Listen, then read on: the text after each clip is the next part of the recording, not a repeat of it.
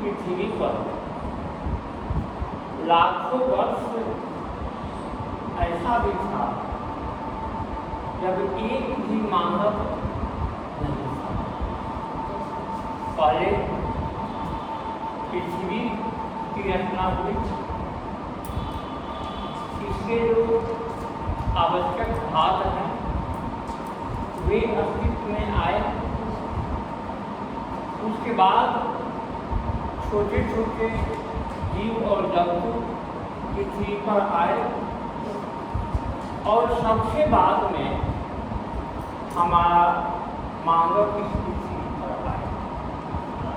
कैसे आया, क्यों आया, यह सब तो बात का विषय है और विवाद का विषय है, क्योंकि इस संबंध में विज्ञान कुछ और करता है, धर्म कुछ और करता है, सामाजिक मान्यता कुछ और है।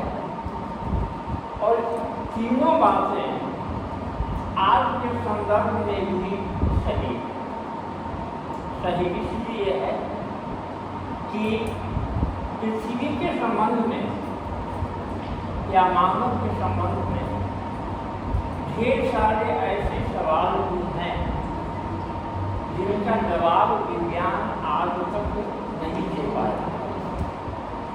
चाहे वह प्रश्न धर्म से संबंधित हो, जीवन से संबंधित हो, घटनाओं से संबंधित हो, लेकिन काफी वैज्ञानिक प्रगति के बाद भी विज्ञान के लिए अभी यह काम बचा हुआ हो सकता है आने वाले समय में हो जाए। कितना समय लगेगा यह भी नहीं कहा जा सकता, लेकिन उस समय से अगर आज की तुलना करें तो मुझे ऐसा लगता है कि विज्ञान ने 70-80% काम कर दिया। बहुत सारी ऐसी बातें हैं जिन पर वैज्ञानिक खोज हुई है, कोई बातें सही भी हैं। बहुत सारे ऐसे क्षेत्र हैं जिसमें अभी शोध का काम चल ही रहा है। आप देखते होंगे हर महीने हर साल कुछ न कुछ नए शोध हमारे सामने आते हैं और उस अनुपात में हमारी धारणाएं बदलती रहती हैं। स्वाभाविक भी है। इसलिए बहुत सारी बातें जो लाखों वर्षों तक अंधविश्वास मानी जाती थी, मिथ्या मानी जाती थी, उनमें से अधिकांश बातें आज भी सही है, आने वाले समय में भी सही रहेगी और यह क्रम हमेशा चलती रहेगा। यह समय की धारा है और यह हमेशा चलती रहेगी। हम यहाँ यह मान लें कि जब मानव इस पृथ्वी पर पहली बार आया होगा, उसकी रचना हुई होगी, जनसंख्या बढ़ी होगी, उस समय के जो लोग रहे होंगे, उनकी जो सोच रही होगी, उनकी जो समस्याएं रही होंगी और उनकी जो जिज्ञासाएं रही होंगी, वे जिज्ञासाएं आज भी हैं। और आज भी हम यह कहते हैं कि हमें कभी भी क्यूरियोसिटी समाप्त नहीं होनी चाहिए। कोई भी काम, कोई भी बात जो हमारे साथ होती है सामाजिक जीवन में या जो इस दुनिया में घटित हो रही है, तो उसमें 3 सवाल बहुत कॉमन है। एक सवाल है जो यह क्या है, दूसरा सवाल है यह कैसे होता है, और सबसे कठिन और तीसरा सवाल है यह क्यों होता है। इसलिए वाई, हाउ और व्हाट, यह जो हमारे अंदर है, तो यह हमारे पास जितनी अधिक संख्या में होगा उतनी अधिक संख्या में हम कुछ भी जानने के लिए उत्सुक होंगे। अगर यह हमारे पास नहीं रहेगा तो फिर किसी भी चीज को जानने की, यह क्या है, कैसे है, क्यों ऐसा हुआ, तब तो फिर आगे का सारा विकास रुक जाएगा। आज भी जो आप शोध करते हैं वह भी तो एक जिज्ञासा है। आप तो हाइपोथेसिस देते हैं, आप तो अपने थीसिस में तो कंक्लूजन देते हैं, वह भी तो एक जिज्ञासा का परिणाम है। उसमें आप अपनी बात को साबित करते हैं। पूरी जो थीसिस होती है 200 पेज की, 250 पेज की, 150 पेज की, उसमें आप अपनी बात के पक्ष में लॉजिक देते हैं, सिद्धांत देते हैं, फिर प्रमाण देते हैं, और फिर लास्ट में निष्कर्ष में आप यह साबित करते हैं। फिर आप उसकी उपयोगिता बताते हैं, इसकी क्या यूटिलिटी है। आपके लिए उसकी यूटिलिटी अलग है। आपको पीएचडी की डिग्री मिलेगी, नौकरी मिलेगी, आपका जो पोजीशन है वह ऊंचा होगा समाज में, व्यक्तियों के बीच में। लेकिन हमें यह हमेशा ध्यान रखना चाहिए कि कोई भी जो रिसर्च होता है तो उसका एक सामाजिक पहलू होता है, और सामाजिक पहलू से ही हमारे शोध की जो महत्ता है वह और अधिक बढ़े। कोई भी जो शोध है अगर उसका कोई सामाजिक महत्व नहीं है तो फिर तो सिर्फ उसका फायदा सिर्फ आपको होगा, बाकी से कोई लाभान्वित नहीं हो सकेगा। तो कल जैसा कि हमने बताया था कि वैदिक काल जो शुरू होता है वह 1500 से लेकर 1000 तक। लेकिन हमें यहाँ यह भी याद रखना चाहिए कि उस 1500 से पहले का जो समय था वह भी तो लाखों वर्षों का समय था। इस समय किसी वेद की रचना नहीं हुई थी, किसी उपनिषद की रचना नहीं हुई थी, कोई रामायण महाभारत नहीं था, कोई रूल नहीं था, कोई रिलीजन नहीं था, कुछ नहीं था, कोई आध्यात्म नहीं था, कोई आत्मा परमात्मा का कॉन्सेप्ट नहीं था, कोई योगा नहीं था, कोई ध्यान नहीं था, कोई यज्ञ नहीं था, कोई मंत्र नहीं था। ऐसा भी समय समाज में लाखों वर्षों तक बीता। तो इसलिए यह जिस परंपरा की हम बात करते हैं या जो भी वैदिक एजुकेशन में हम पाते हैं वे सारी चीजें हमारे समाज में पहले से मौजूद थी। सब कुछ था, सारे लोग थे, समाज था, समाज के लोगों को समाज में लोगों के बीच आदान प्रदान होता था, सब कुछ था। लेकिन उसको और व्यवस्थित बनाने के लिए और सिस्टमेटिक बनाने के लिए और उसको और आगे बढ़ाने के लिए। अब देश का संविधान है, संविधान क्यों बनाया जाता है? इसीलिए बिना संविधान के भी देश चलेगा ना, देश चलेगा, लेकिन कैसे चलेगा, कौन व्यक्ति क्या काम करेगा, किसके क्या अधिकार होंगे, इसका कुछ भी अता पता नहीं होगा। तो इसलिए समाज में एक व्यवस्था बनाने के लिए आज भी संविधान है, हर देश का संविधान है, और उस संविधान में सारी बातें लिखी गई हैं।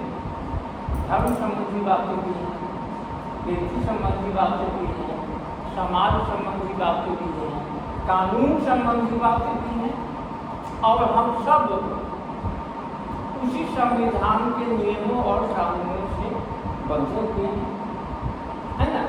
कुछ भी गलती करने से पहले हम पूछते हैं, किसी को भी डिस्टर्ब करने से पहले हम पूछते हैं, इसलिए कि अगर संविधान में यह भी व्यवस्था है कि अगर आप उसके हिसाब से नहीं चलेंगे तो आपको पनिशमेंट दिया जाएगा। आपके लिए जुडिशरी है, आपके लिए पुलिस मजिस्ट्रेट है। तो डर से कहिए या अपनी बुद्धि से कहिए, समझदारी से कहिए, आप उसका पालन करते हैं। कानून का पालन हो गया, आप डर से करें या अपनी समझदारी से करें, उसका उद्देश्य पालन करवाना है।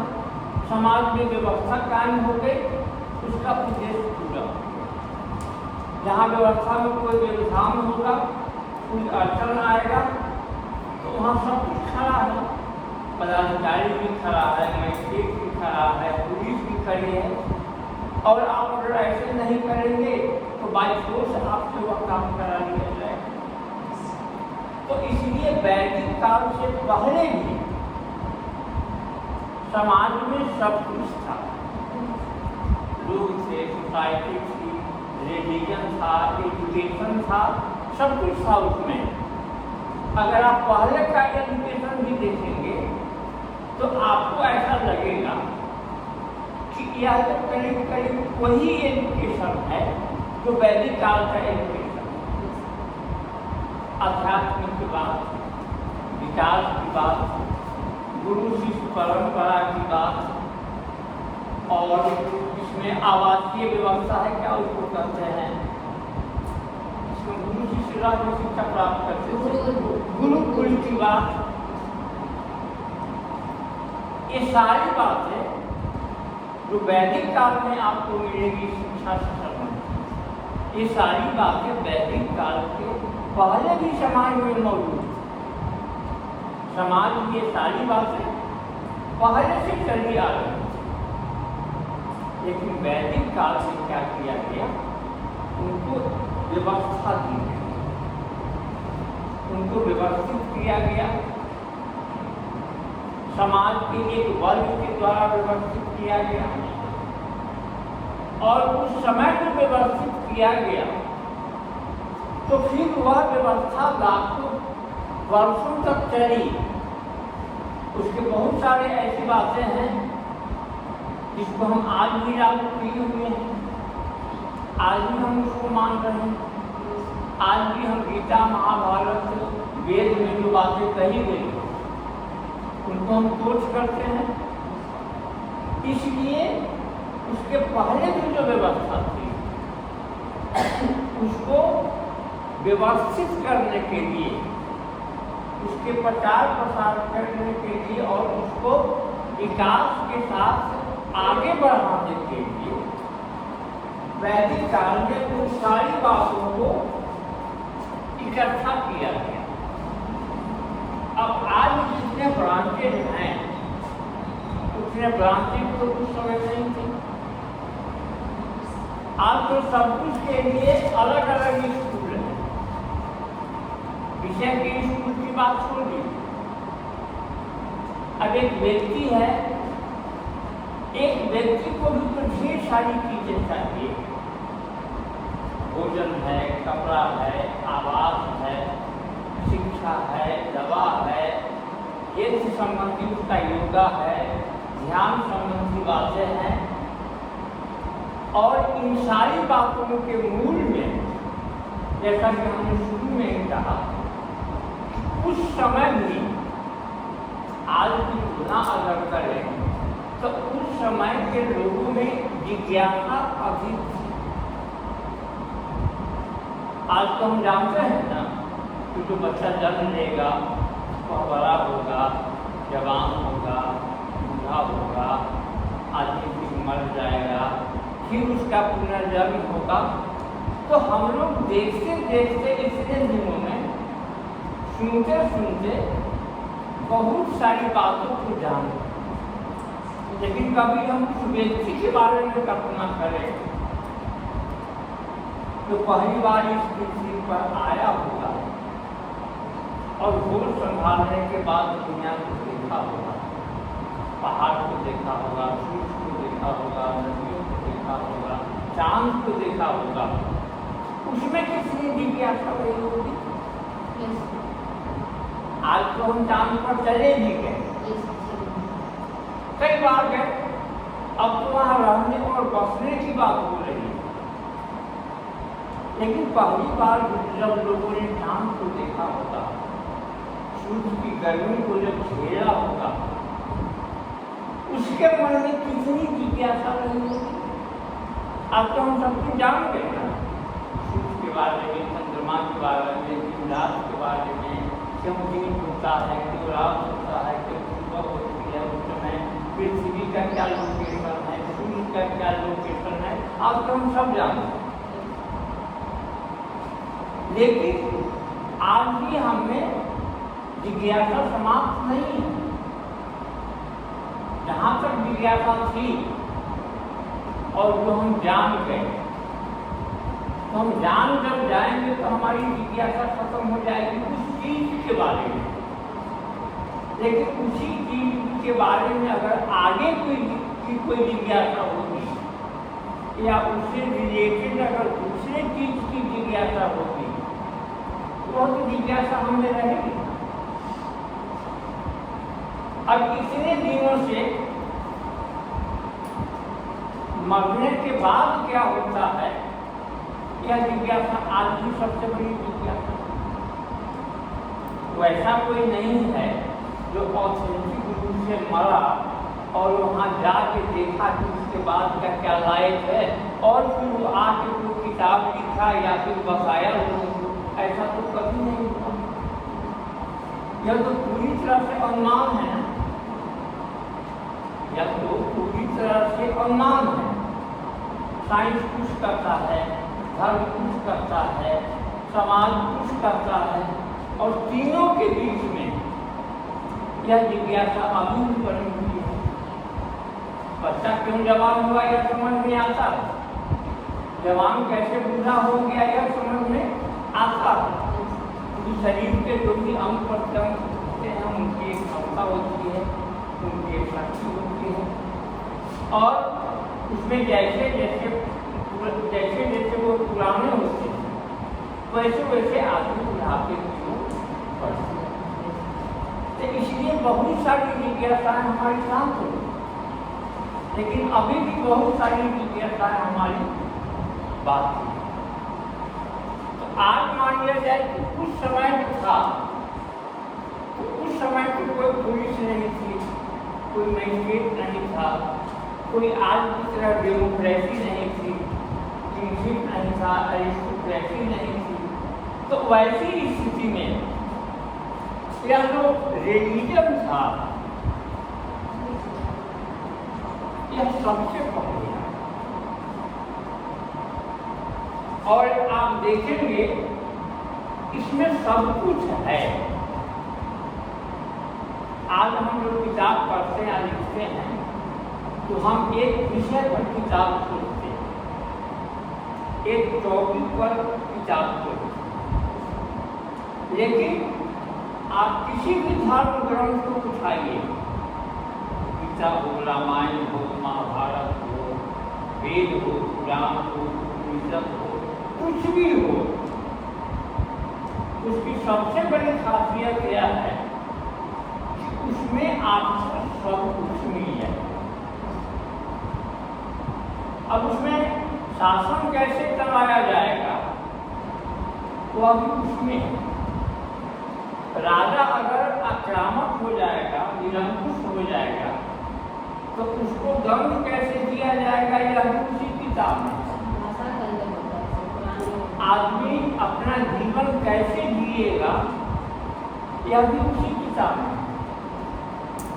आदमी नैतिक कैसे होगा यह भी उसी किताब में। आदमी सामाजिक कैसे होगा यह भी उसी ग्रंथ में।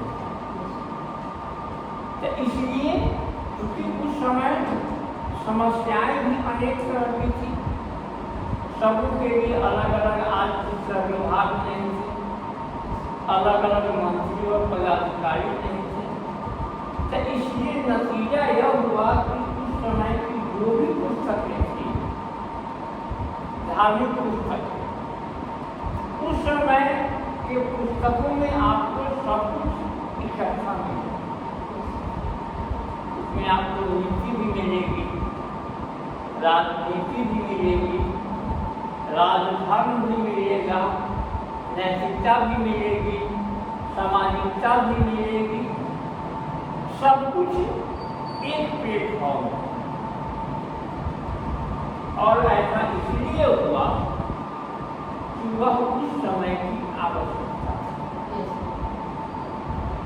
उस समय के जो राजा हुए या बाद के वर्षों में हजारों वर्षों तक जो राजा हुए तो वे पब्लिक से नहीं डरते थे, लेकिन धर्म का जो उसूल था, जो धर्म ग्रंथ था, उससे वो डरते थे।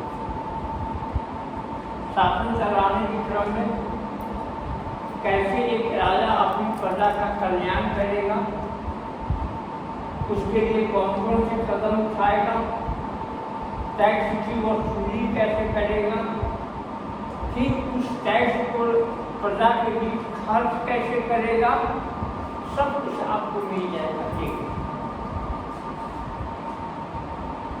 इसलिए भले ही यह प्रारंभ की शिक्षा थी,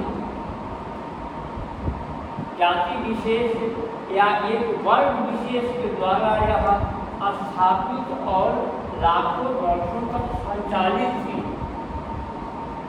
लेकिन इसी के कारण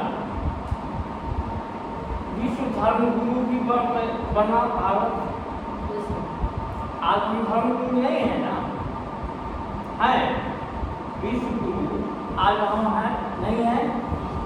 आज भी हम कहते हैं हमारे देश के शासक हैं, उनका यह उद्देश्य हो सकता है कि हम विश्व गुरु कहलाएंगे, लेकिन आप उस समय को याद कीजिए जब हमारा देश विश्व गुरु था और उस समय सारी दुनिया से विद्वान हमारे यहाँ शिक्षा ग्रहण करने के लिए आते थे। वह काल, वह समय, वह व्यवस्था कोई दूसरी व्यवस्था नहीं थी, यही वैदिक व्यवस्था थी, यही धर्म था, यही हमारा कल्चर था, जिससे सब लोग हमारा लोहा मानते थे, हमारा नाम था पूरी दुनिया में, और लोग दूर दूर से शिक्षा प्राप्त करने के लिए हमारे संस्थानों में आते थे। अब हम लोग इसमें आगे चल के इसी तरह देखेंगे कि इसका धीरे धीरे विकास हुआ। आज अगर एक गुरुकुल था तो 100 वर्षों के बाद 100 गुरुकुल, 100 वर्षों के बाद अगर 100 गुरुकुल हुआ तो अगले 500 वर्षों के बाद 100 स्कूल्स हो गए। स्कूल्स के 1000 वर्षों के बाद फिर विश्व प्रसिद्ध यूनिवर्सिटी हो गई हमारी। तो पहले शिक्षा का उद्देश्य व्यक्ति को शिक्षित करना था।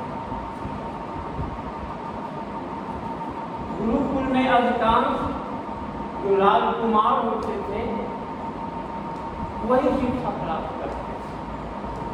आप देखेंगे पुराने समय के राजकुमार जो होते थे वे शिक्षा प्राप्त करने गुरुकुल में जाते थे। इसका अर्थ हुआ कि उस समय शिक्षा की जो एक्टिविटी थी वह व्यक्तिगत थी, वह सामाजिक नहीं थी। धीरे धीरे जैसे जैसे गुरुकुल की संख्या बढ़ी, जैसे जैसे स्कूल की संख्या बढ़ी, फिर विश्वविद्यालयों की स्थापना हुई, तक्षशिला हुआ, नालंदा हुआ, यह सब धीरे धीरे बढ़ा। व्यवस्था ऐसी कायम की गई वैदिक काल में शिक्षा के क्षेत्र में कि वहाँ नींव जरूर रखी गई वैदिक काल में। मैं यह नहीं कहता कि वह फुल प्रूफ शिक्षा थी, लेकिन कंप्लीट एजुकेशन वह इस मामले में था कि धर्म ग्रंथ के माध्यम से ही हमने एक कंप्लीट मैन बनाने की कल्पना की थी। कंप्लीट आदमी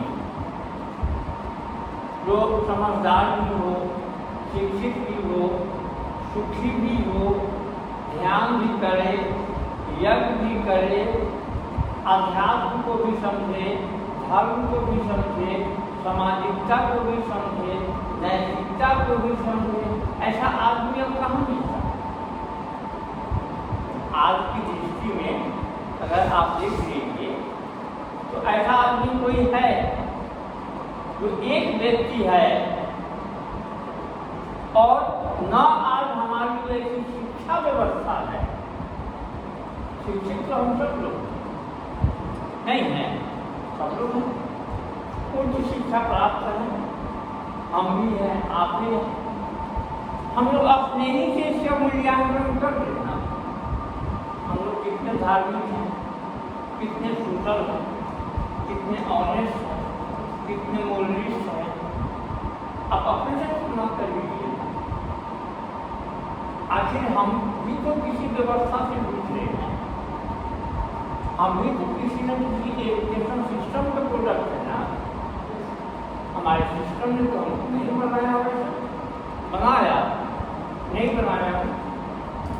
हम लोग दिन भर में 100 बार झूठ बोलते हैं और 200 बार कहते हैं कि हम झूठ नहीं बोलते हैं। ये है ना बात, बिल्कुल तब 100 बार झूठ बोलते हैं और 200 बार कहते हैं कि झूठ नहीं बोलते हैं। खास करके फोन वाले से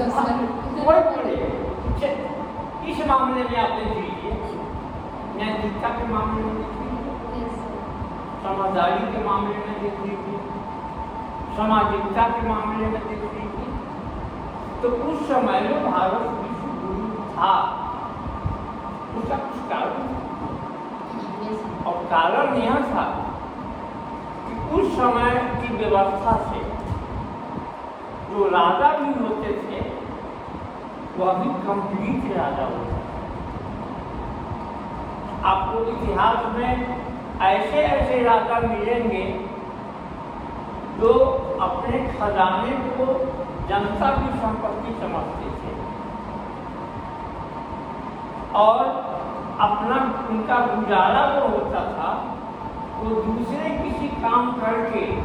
इतिहास में ऐसे भी राजा हैं जिन्होंने दर्जी का काम करके, दूसरा कुछ करके, मेहनत करके अपना पेट भरा, लेकिन उन्होंने जनता का पैसा जो खजाने में था उसको छुआ करते हैं, उससे भी तो राजा हुए।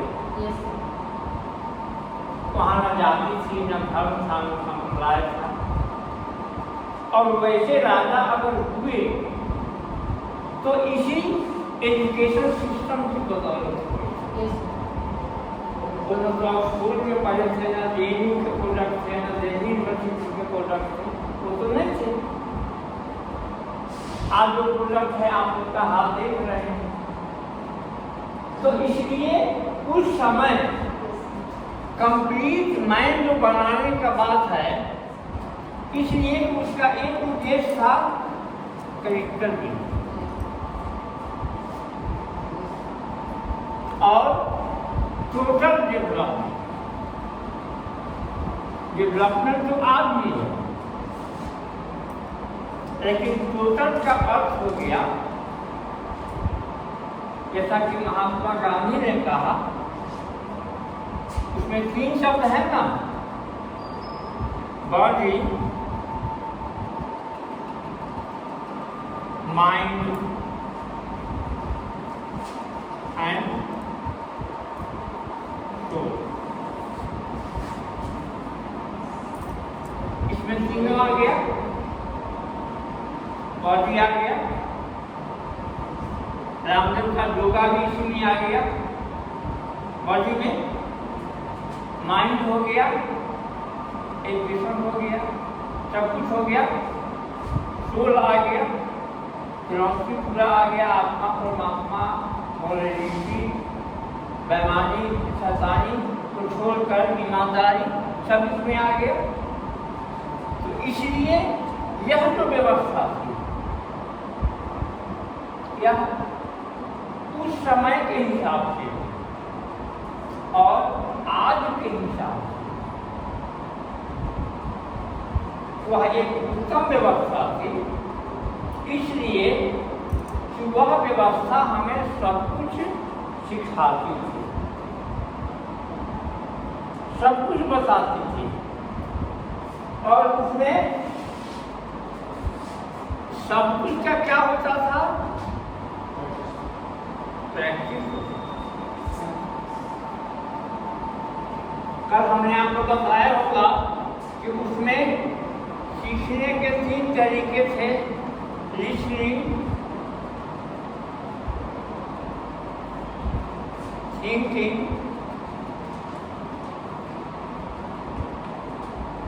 एंड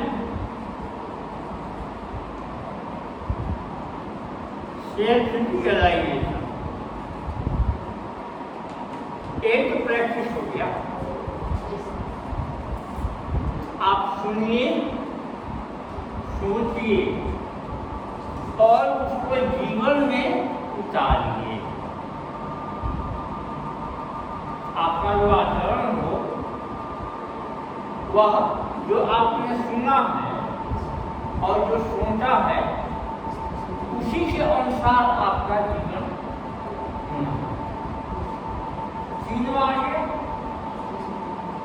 तो इसलिए आज हम जिस व्यवहारिक शिक्षा की बात करते हैं, तो वह उस समय थी और सब कुछ हम जानते थे प्रैक्टिस के माध्यम से। प्रैक्टिस अगर हो गया तो फिर वो एजुकेशन कंप्लीट। इसलिए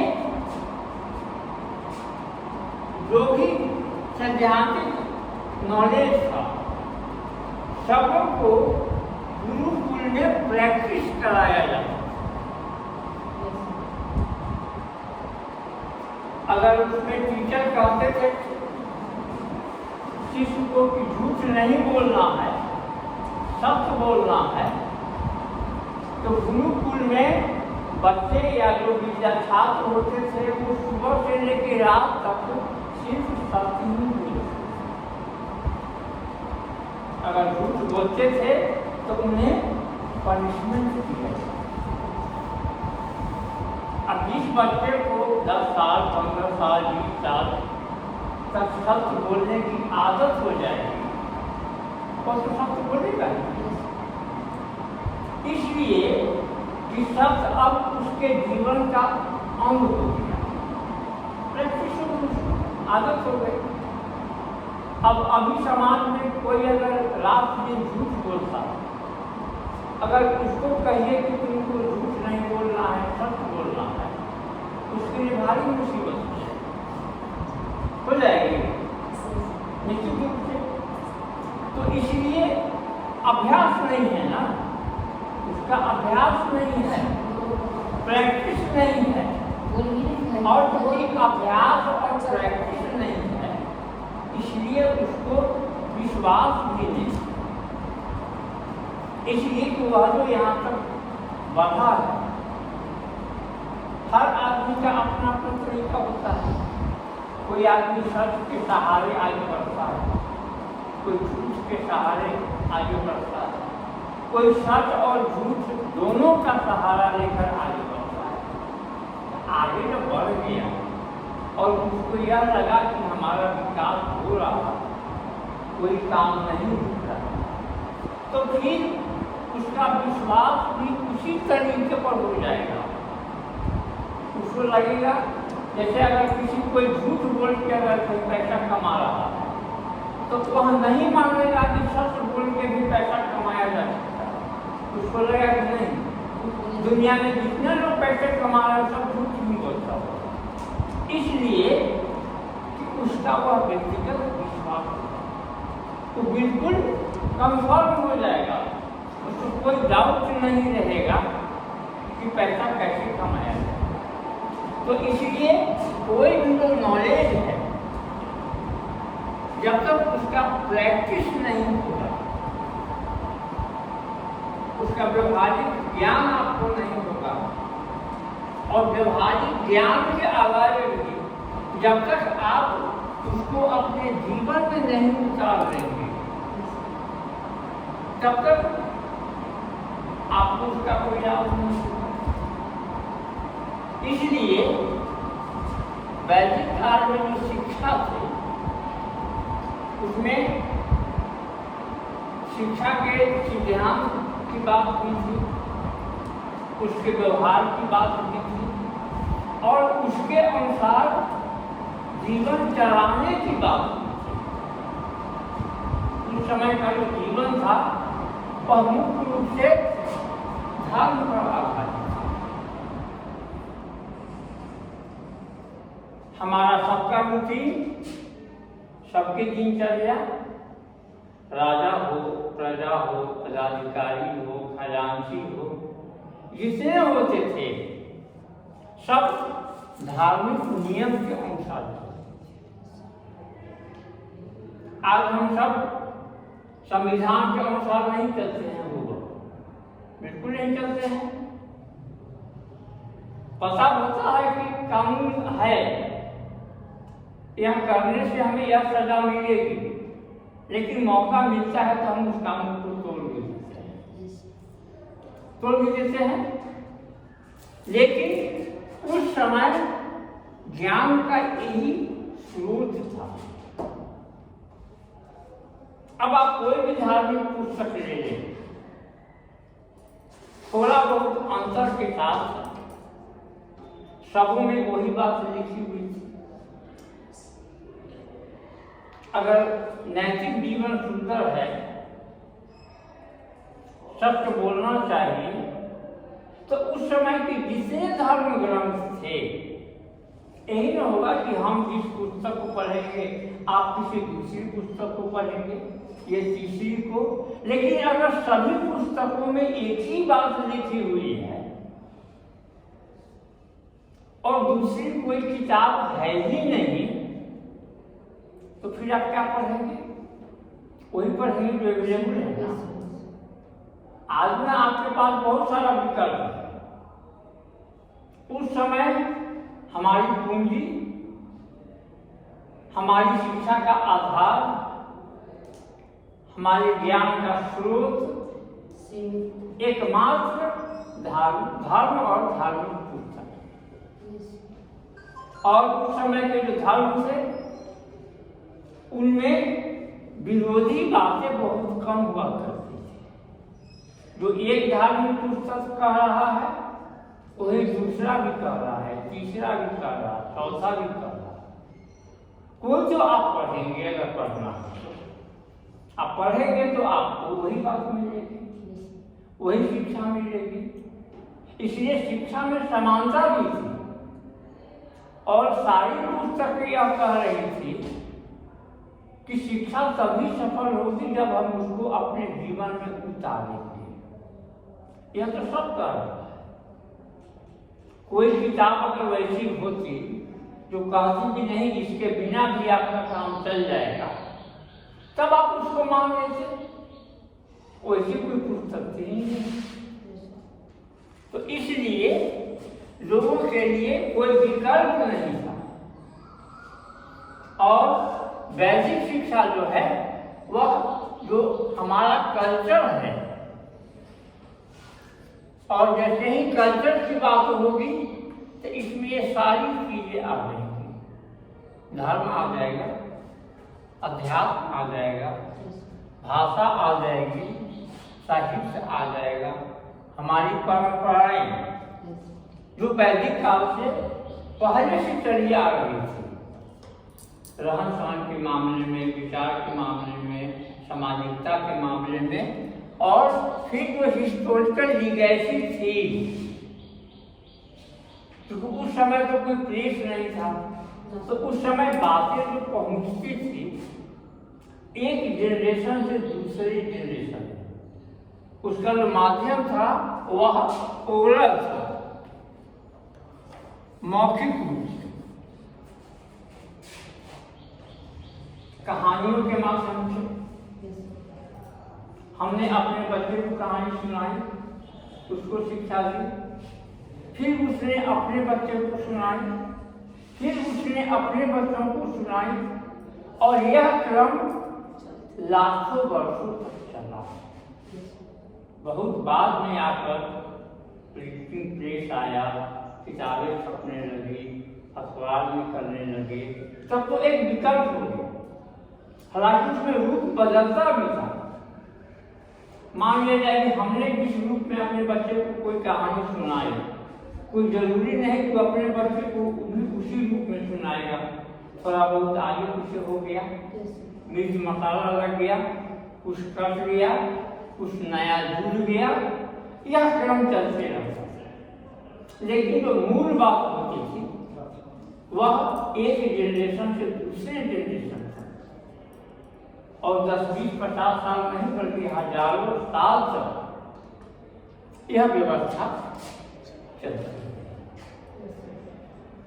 तो अब हम लोग थोड़ा सा गैप ले लें, है ना, और गैप